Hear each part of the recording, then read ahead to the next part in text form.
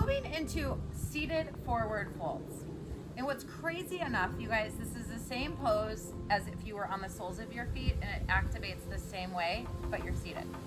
Who knew? So this is actually called Dandasana, which means staff pose, basic of all seated forward folds. And just a fun fact here, Danda actually means spine. So before we get started here, we want to bring all of our weight evenly across our sit bones. So you guys will be able to feel this in your own body. It's really those two nubby spots right when you sit down. Feel them ground in towards the earth.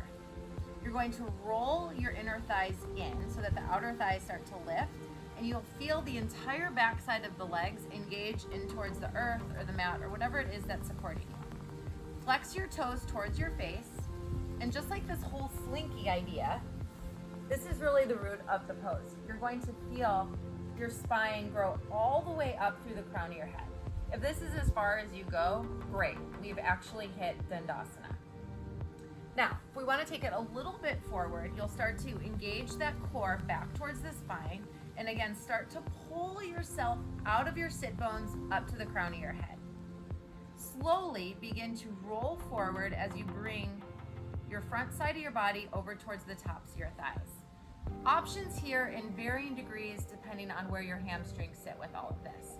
If it's really tight in your hamstrings, always option to bring up your knees a little bit and walk your feet a little bit closer towards your face. You can also use a strap or a belt or something to engage around the soles of your feet.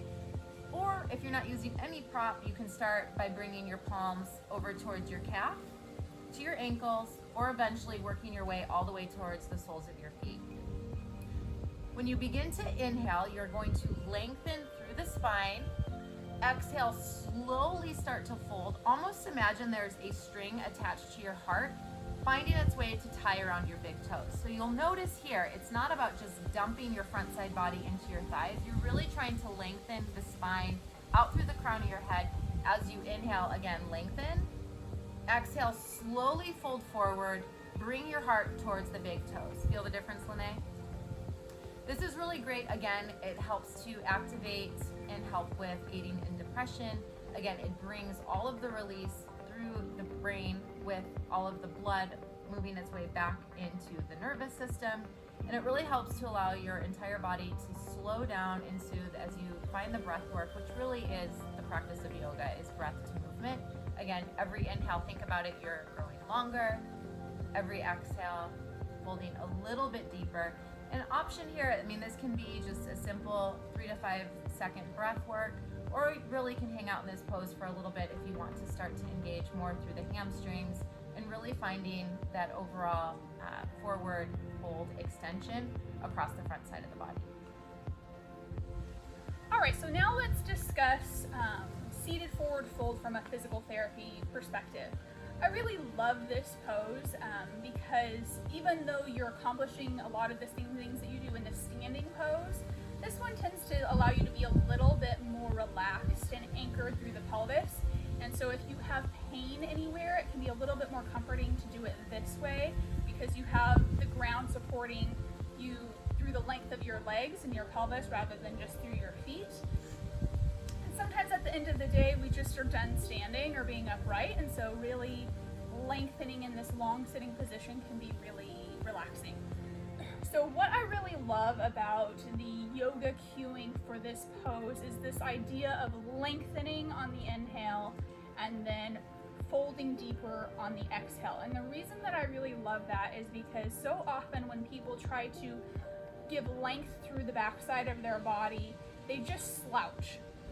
And getting that lengthening motion really helps you to mobilize or turn the pelvis into this anterior position and give true length rather than just lengthening through the spine and not lengthening through the hamstrings and the pelvis.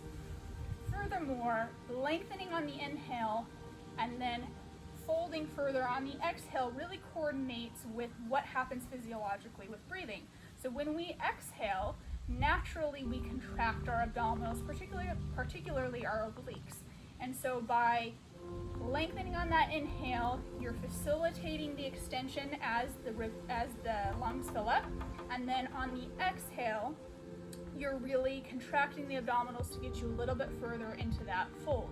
And so as Kellie was saying that, yoga is really about breathing, this is a great way to really start to feel that coordination and connect with that idea, because certainly when we're getting better oxygenation, everything feels better, everything recovers better, everything heals better, we sleep better.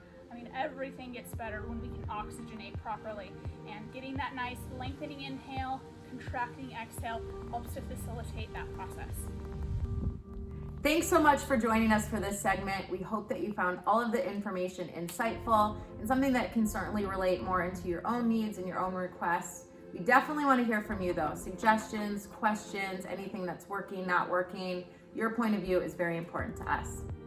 So feel free to drop a comment, send us a direct message, however it's easiest for you to let us know what you want more of, what you want less of, and that sort of thing, so that we can continue to develop things that are more useful to you.